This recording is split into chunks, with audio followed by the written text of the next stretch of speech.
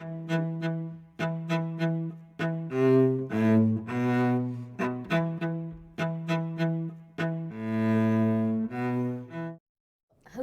thank you for being here and joining us today.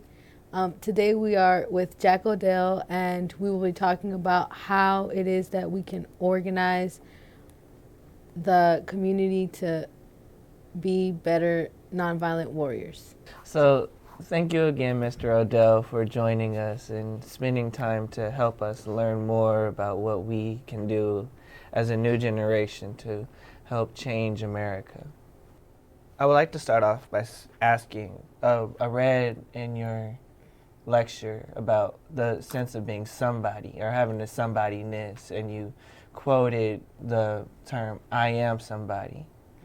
And I was wondering, because another part of our assignment is having the ability to be ourselves of other selves, so putting the community before our own individual needs, so the feeling of not putting ourselves into it, but putting the movement before ourselves. And I was wondering, how do those two relate and contrast? Well, I want to thank you all for this invitation to have this conversation. The somebodiness of each of us is one of the most precious things we can hold on to. That is not being egotistic. It just means if people are don't have a sense of their somebodiness, that becomes a barrier to them receiving information that's inspirational. We've had to believe in ourselves and believe in what we can do, at least as a starter. And then out of the process of what we learn about what the possibilities are, our somebodiness grows, and as a result, we become more and more convinced of what we're able to accomplish. But having a poor sense of self-esteem is a barrier to our own consciousness. That's basically it. We're growing our consciousness of our surroundings and of the things in our surroundings that need change. And the second part of that is our role in changing it. But we have to have a sense of somebodiness, and that has to be worked on little by little, if you will, at whatever pace, so that people can say, yeah, I think I could do that. Well, speaking on that particular piece, we're actually taught that conduct, character, and consciousness are our main three roles when it comes to trying to change ourselves. And also going to your piece of the profession of social change activism, you speak about education and being an educator. And I would like to ask, in your opinion, when it comes to teaching and when it comes to educating, do you feel that there is a connection in being a well-educated teacher or a strong teaching educator?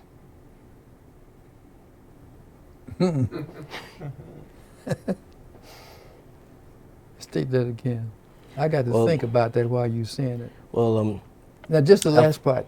Right. Do I think? Do you feel as though that the connection between a strong educator or and a strong teacher? Oh.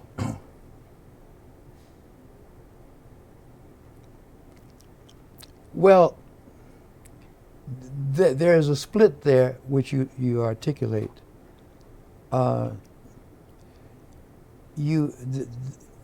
To be a strong educator, you have to know what being educated is. You can't communicate something that you don't know. And so you may discover that you are a strong educator in the process of teaching, you see, because you see the results that you get. And I guess you could start with either one, but the point is the self-esteem is an important prerequisite for assuming a role of changing anybody's opinion about anything, even about you. Right. Right. You know, you have, so find the natural. Let's say that it's natural. We try to restore the natural if it's been stepped on. But to have the natural sense of whatever I understand, I can communicate to someone else. And in the process of learning how to do that, I deepen my own understanding. And so it isn't an all giving out, it's also a taking in. Mm-hmm. And the best way to teach is to be a good listener. You know, in other words, because you're able to hear what people understand of what you're trying to say and what they don't understand. And you're given an idea of where to start in this process of having an exchange of ideas. And it's always that. I mean, like, okay, you can be in a classroom where you're the teacher, you know what I mean, and the students have to shut up. But that's not cool, really, you know what I mean. It's better to be able to reach the student where the student is if you are the teacher, and bring the student to where you are by virtue of your kindness, patience, qualities that come out of your self-understanding of who you are. You're the teacher. You're not sitting up there arguing with the student. You know, you are the person that student is really depending upon to pull himself or herself out of a non-understanding mode, and understand that you're trying to pass on to the student everything you know, for whatever that's worth.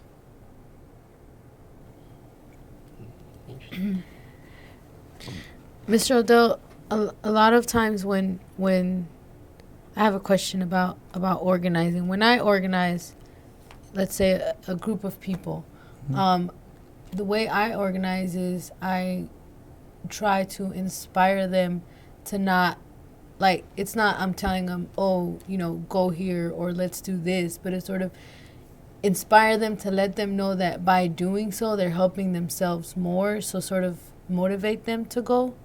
And I was wondering if you have any different ways of organizing, like better ways in which I can do it. No.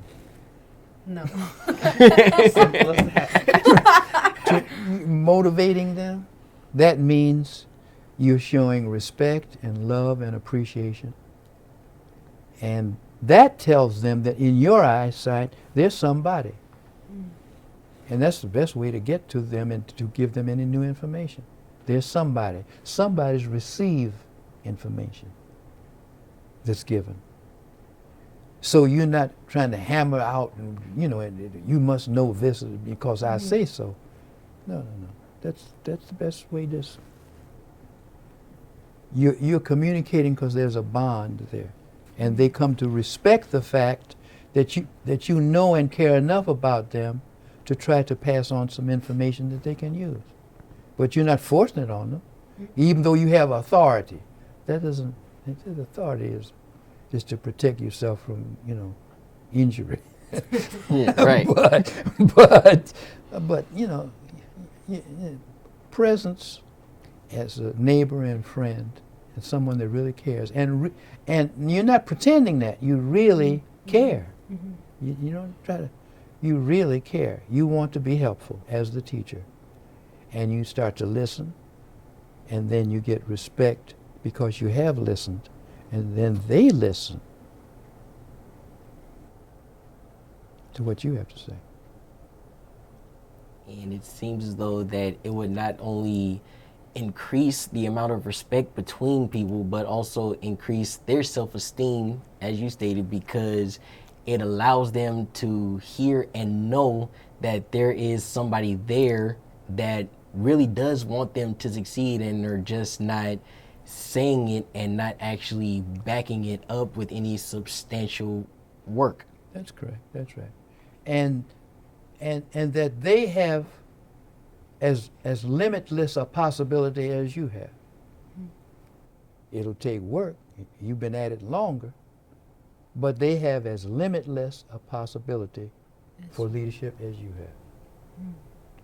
I think it's very important to be able to educate and share in the circle, because it's better to go out and try to give someone the opportunity to speak up rather than to just ignore and pretend like they are not or they're non-existent. They don't really belong in the circle because of the way they believe. So it's not really making enemies, but it's more building that relation with them, knowing that if they don't want to change, that's fine, and we still accept them because they're still family and they're still people who were born on the same earth.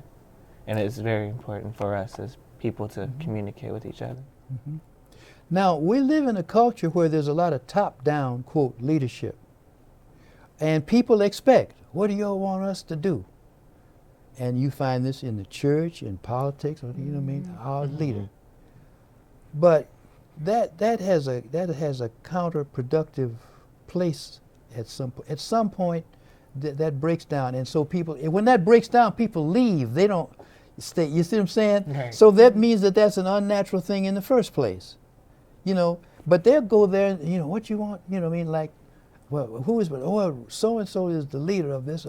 Then so and so gets up and blows about what ought to be done, and expect you to walk out of there and do it. Now, people may do that for a while, but they may not be. Then you're relying upon them being enthusiastic about what you're saying, but that can wear off because people have other things diverting their attention. There's other things they can be enthusiastic about: eating, going to the ball game, watching television. Then you're in competition with that. You don't need that competition. But if we approach it right, you're the only person doing that. The person is attracted to you because that's the difference in this relationship.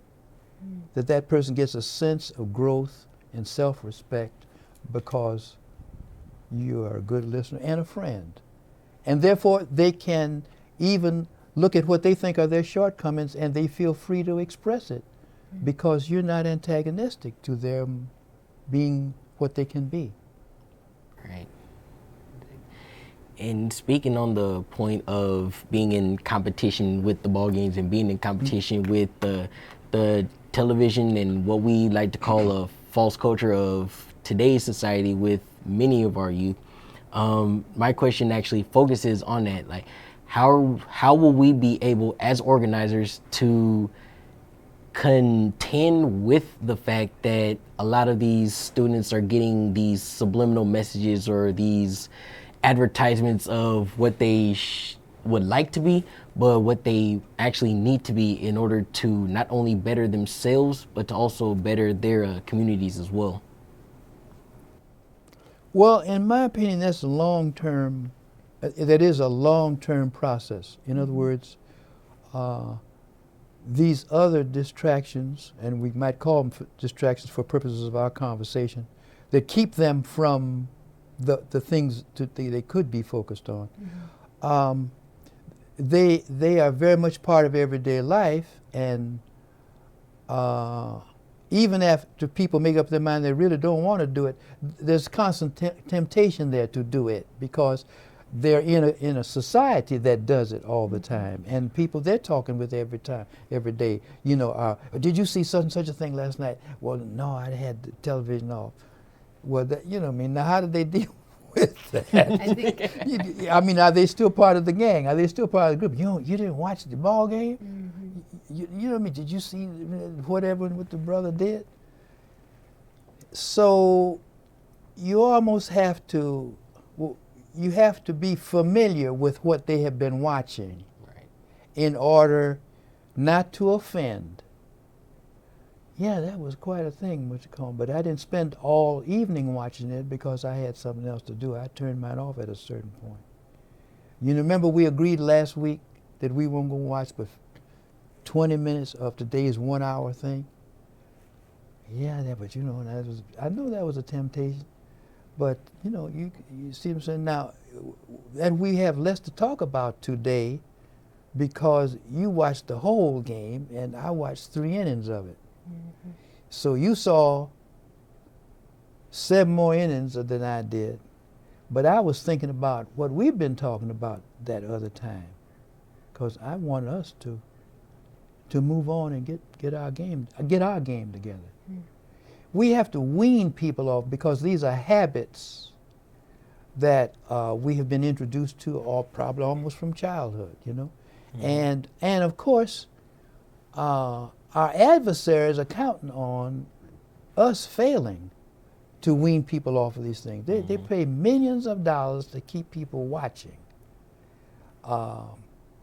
We, you know, almost any sport or any other thing that you watch, you know, there'll be 10 minutes on the thing and then 3 minutes of advertising. Well, that's 3 out of 13. That's 25%. You know, and then as you get hooked into it, you know, it may even be more. So the point is, we can't be unreal about what people are dealing with in everyday life, and that requires patience, understanding, and even a scientific approach to what is holding people's attention at this sport or whatever, and how we share a conversation that says, you know, these people are trying to keep us from thinking about that new vacuum. And that new vacuum is more important than what we're trying to do now. You can make up your mind about what you got to buy or some clothes or something at any time. You don't need a television. You really don't. So we could spend that time talking about things that we are doing. Because that advertising is really not essential to us make a decision about buying something if we want to buy it. It really isn't. But they come to think that it is, or they become adjusted to the fact that it's presented and therefore it's part of the surroundings, and therefore, oh, okay. Then people say, the ad said, call now, call now. Well, wait a minute. You try not calling and see if it makes any difference in your life. Call now, and if you'll get another cut rate if you fall in the next 10 minutes. It's a game. So we have to almost study the game as that game. I mean, that particular game of keeping us attached to the program. When we may want to go to the kitchen and get a cup of coffee or something else more urgent. I mean, but they won't move. People won't move. Call now, and then they give you the phone number. Man, hey, we have to become human again. Our humanity is assaulted by that. We're capable of, you know what I mean? But getting people to have insights about that. But once the insights are broken into now, it becomes easier. They'll be telling you, you know, I don't listen to that no more. I think it's important, something that we talk about in the Freedom Center and in the Institute is living in society without society living in you. So very good. That's very good. You know, you are living in, let's say, you know, we are living in this society, and not necessarily do we need to consume all of that society, you know, what the advertisement you're talking about is giving out. And I think it's important to learn, you know, like you said, you know, not necessarily cut yourself out from society because you are living in it, but allowing yourself to break off, and also, you know, sort of like what you said, watch 20 minutes of the game and then spend the rest doing something else, and other different ways in which we can do it. I think it's important. Because time, the use of time is important. I mean, even if you're going to live to be 90 years old, the use of time is important. You have, whatever your age is, if you break that down, that's just so many days, and that's so many hours, and that's so many minutes. Well, therefore, it's hours and days and minutes for us to live. Not to be a prisoner. If you converted that into jail, you say, I don't want all that time in jail. Yeah. But if they got your mind, you in jail. Yeah. you see, but it's the same thing. It's the same minute. It's the same hour. How are you gonna spend it? That, you know, so it's a conversation that has no antagonism to it, really, if you just put it down, you know what I mean? Because we all are going to have a certain number of years to live, and that's a certain number of days, and that's a certain amount, and that boils down to minutes. So the minutes become important only because you're conscious of living and trying to live usefully. And that comes from a definition of who you are. And also kind of speaking on that, we a lot of the times as organizers focus on trying to build that community relation with people so that they would be able to see that it is tough, and in the long run it will actually help you build up yourself as well.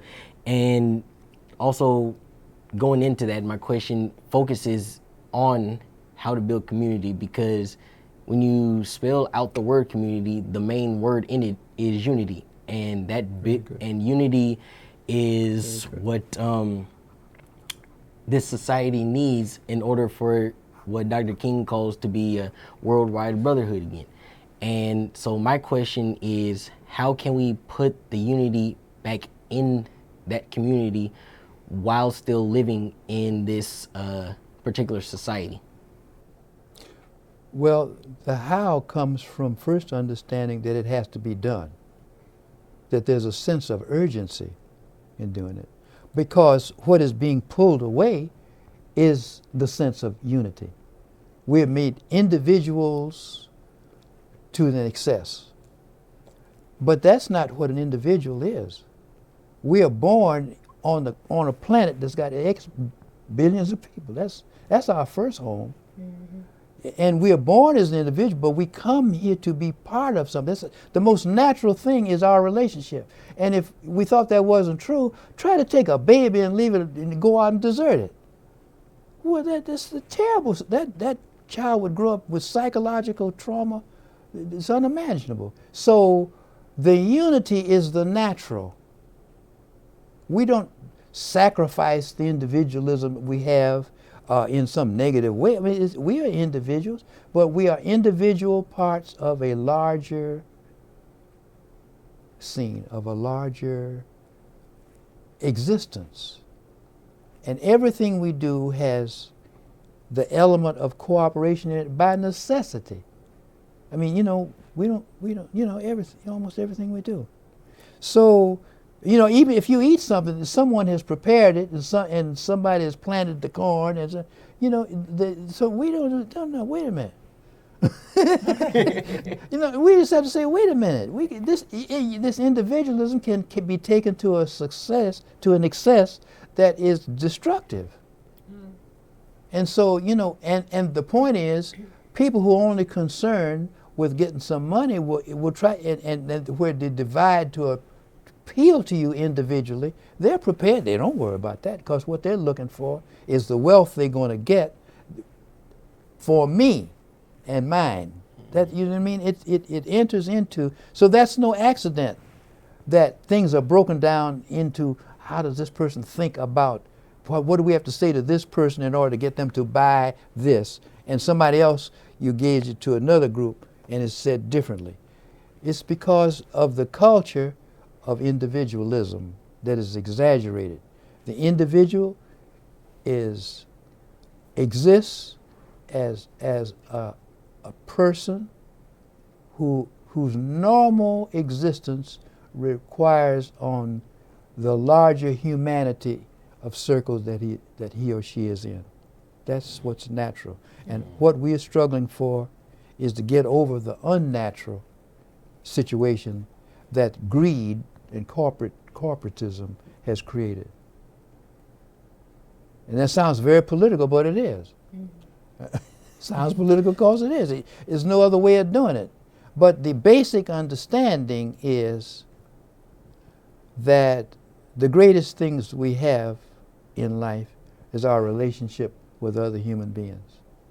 All else flows from that, really. And there's nothing like a person, there's no sadder thing than to see a brother or a sister who has been cut off from that. That's why they pick up drugs and all kind of behavior that's psychotic and stuff. If you put a person in solitary confinement, they might commit suicide. Well, why is that? Because the natural thing is for us to be part of a larger, active, what we call society. And the society should have the kindness and the sense of love and cooperation that makes being part of it an everyday experience that we don't want to lose. It says, Dr. King says, a threat to justice anywhere is a threat. No, a threat to justice somewhere is a threat to justice anywhere Sure. and everywhere. Yeah. And that nonviolence is not the opposite of violence. Rather, it is the belief that we as people should live in unity and have equality Yes. with one Yeah, another and that's not it. be able, not isolate and alienate each other from what our basic principles that humans usually have. The want to be well fed and clothed, the want to be healthy rather than sick, the right to be in communication with others. And it's very important that we see nonviolence not as just opposite of violence rather than a direct action against the hatred that is formed between the person and the individual against society. So we break down the barriers that close off us and the consumeristic, materialistic desires of the world. Just as you said, we're giving the humanity back to the people rather than it being taken from us. That's right. And enables them to take it back. That's the ultimate. We can give them just so much, but the idea is for them, give them just enough, give them what we can, Right. so that they can decide to take it and keep it for themselves. Yes. Because then they say, yeah, because I'm entitled to this. Many people don't think they're entitled to calmness and respect and caring. They don't. A person can be treated in such a way that they lose that sense of the right to these things that are very natural in society. And that's why psychiatrists make a lot of money. I mean, but the struggle to get back to nature, if you will, the natural condition of society is cooperation, not competition. Mm. Sharing, not selfishness. Knowledge, not ignorance. And so forth. And it's like, as we break it down, the struggle and the movement was focused on the idea of nonviolence, and that was the what, really. Like, what is nonviolence? Well, if you really break it down, the how to become nonviolent is, as the Reverend Dr. Vivian says, it's only through nonviolent direct action do we actually change anything, one, and two, also becoming what Dr. King calls nonviolence practitioners. And so the practicing of nonviolence is the what, and the how to do it is by going through nonviolent direct action, which really means being able to focus in on what needs to be changed, and going through the paces to understand that this one way will not work unless something else has to be put in its place before anything can actually change. Well, that breaks down. The practice of nonviolence is the practice of developing our humanity. It's our humanity that is assaulted by all of the individualistic, greed, operative things that go on. We're reclaiming our humanity. So we refuse to go out here and kill somebody in order to have our way, all right. But it's reclaiming our humanity, which is who we are, human. That's what it means to be human. Human, we reclaim our humanity. And it has to be reclaimed because it can be taken from us in such slick ways that people become very sophisticated about taking away our humanity. Because they don't want us to recognize that's what's happening. And nonviolence and the reclaiming of our humanity wakes us up, gives us a level of consciousness that permits us to do things that we wouldn't do otherwise. I think that it's important to know that, like you said, giving people the opportunity to understand that we are human, that we do have the right to care. And I think a lot of times in society, let's say you commit a crime, and we don't take those people in and let them know that we do care, and they are part of us. And it's sort of more seen like, oh, you did something, you're supposed to be in prison, and all that kind of stuff. And they come out, and they can't get a job or anything like that, and people look down upon them instead of really helping each other, lift each other up, hold each other under each other's wings. And I think it's important for us to understand that when organizing, you not only organize the people who are gonna respond well, or maybe not respond well, but the people who are really gonna understand that you care, and that they do have the opportunity to be part of a community and to be part of a uniting society. I think that that's important. The United States is 5% of the world's population, and we have 25% of the prison population of the world. There's something wrong with that, man. That, wait a minute. Is that the definition of freedom? Is that the definition of democracy? Is that what it means, the world's leading democracy? We are 5% of the population, but we have 25% of the world's prisoners. You can just take that one statistic and build a case for fundamental change. If we didn't want to do anything but change that relationship, that would be the first stage of a social revolution. And the point is, what is the reason for that disparity? I mean, it didn't rain that. I mean, it happened. What?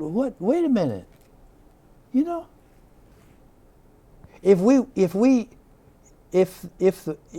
watched that percentage of people die every day, you'd say, "Wait, this is whoa." Something is wrong. Well, something is wrong without just take that one. And then you can just take these extremes in our present society as they compare with other norms, and that's the basis for us discussing the nonviolent road to social change and have a certain sense of immediacy about it. The only way we can believe some of these mythologies about the United States is to have our mind isolated from what the realities are in our own country. I mean, what's going to war in Iraq or Afghanistan got to do with that? We just have to think. We just have to develop the will to do some critical thinking, not to do some uncritical following.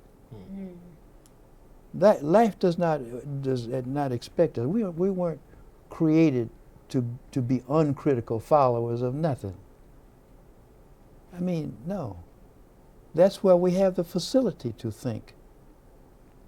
We wouldn't be born with it. Everything we got, there is a use for. I mean, and the ability to think and solve problems of prevention as well as correction are ours to do. And training us to not do that is taking us backwards, both as individuals and as society. And that's where Dr. King says, the world expects of America a maturity we may not be able to achieve. We have to become mature. That's what our struggle today is, about the maturing of a national culture in the United States that allows us to live in the world without having to spend $600 billion a year on a military budget. That's craziness. It's real. That's what it's about. And kind of speaking on that, there's a part in a poem in our curriculum that states to know what occurs but not recognize the fact. And we would like to get your opinion on going back to when you stated the maturity of us growing as a community and or as a society, And we would like to get your opinion on, do you feel as though that the reason why we're not maturing as a society or as a community is because we know what's happening, but we just decide not to do anything about it? Or is it the fact that we just know nothing at all? And if it is because we know nothing at all, what do you feel is the reason for that? Well, I think you've laid out the division. We don't know it's happening to the degree that it is happening, but we do know something is happening that is not in sync. You know, people wake up every day over some incident.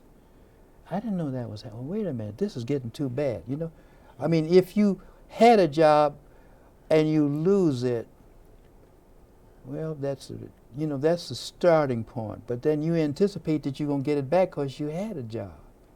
But if you go on for an extended period of time and you don't get that, you know that something is operating that you didn't immediately recognize. You know, that's why they put words on it. That, you know, this is a crisis. You know, this is a general crisis as over against this is just a passing one. I mean, so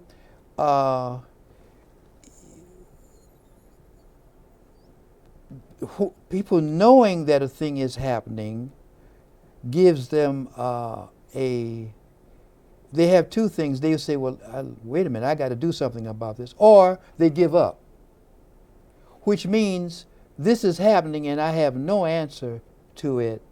Because for me, there is no answer. I just surrender to it and see how long I can take this happening to me and well, hey.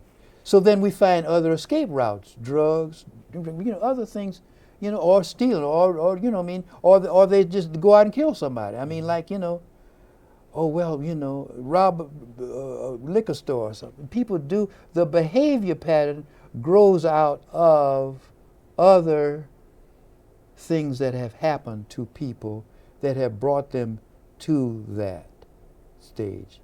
So some things we don't know because we don't want to know them. Some things we don't know because it's never been explained. There's this level of, people, so you try to find which one is it that they would like to know about and see if we can start that in the process of them becoming an expanded pattern of knowledge, embracing an expanded pattern of knowledge. It's all of that. You see what I'm saying? It's not knowing, knowing a little, not wanting to know. Each of these has to have an approach made that turns it around to receiving information and self-esteem and everything that goes with being informed. So, if I may, Sure. For those who have listened to the lectures or have identified what's going on and want to take action as of today, so the people who went to the lecture series, those who have listened to those who have made history and want themselves to add on to the change of making America better, on behalf of those people and myself, where do we go from here today in changing America? We go to wherever a particular problem attracts you. Go. And see how much you can learn about it and see what you can contribute to solving it. But go. Because don't wait on it to come to you, because that's not a state of readiness. Go where you have the latitude to look and choose, but it's not encompassing you. You ain't overwhelmed by it. You know what I'm saying? Because you had the mobility to go and take a look at it, but do that from the standpoint of seeking a solution or seeking to be helpful to people making a change. And it takes a lot of people to make a change, but it doesn't take but one person at a time to make up their mind that they want to be helpful to produce that change.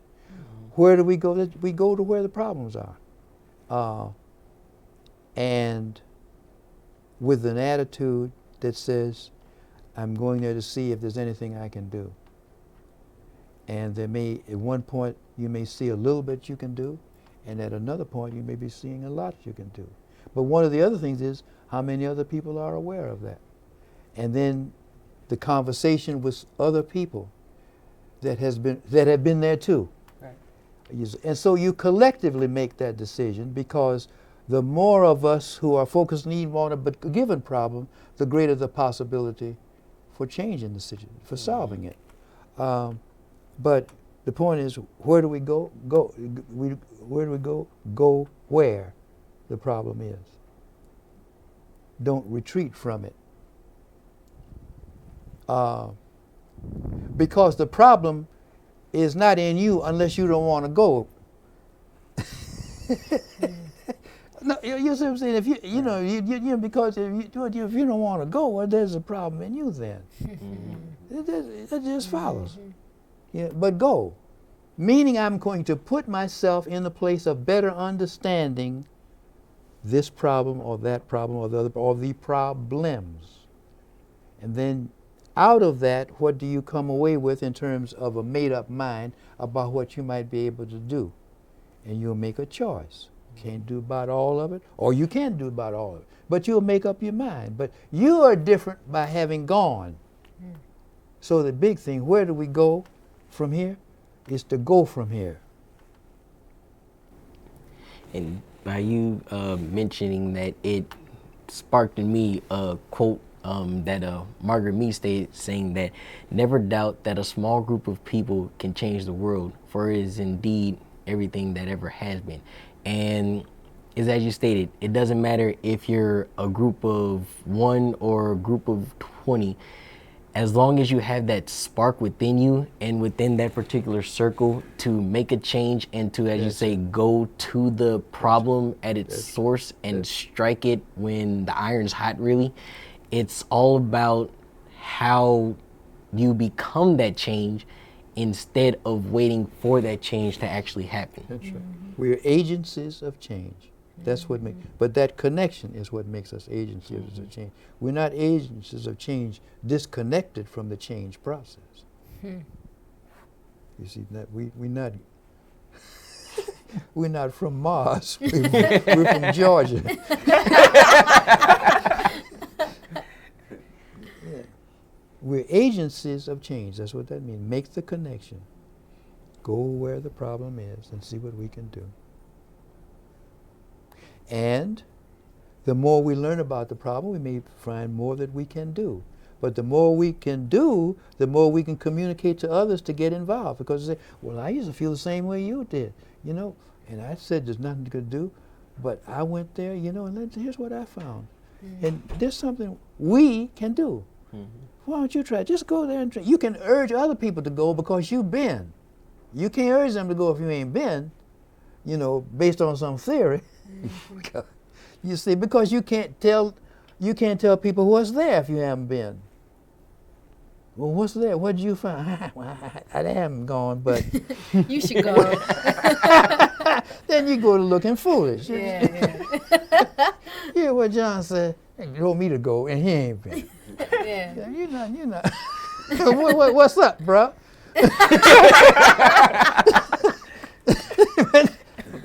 That's the way it goes down. Yeah. Thank you all for joining us, and we hope that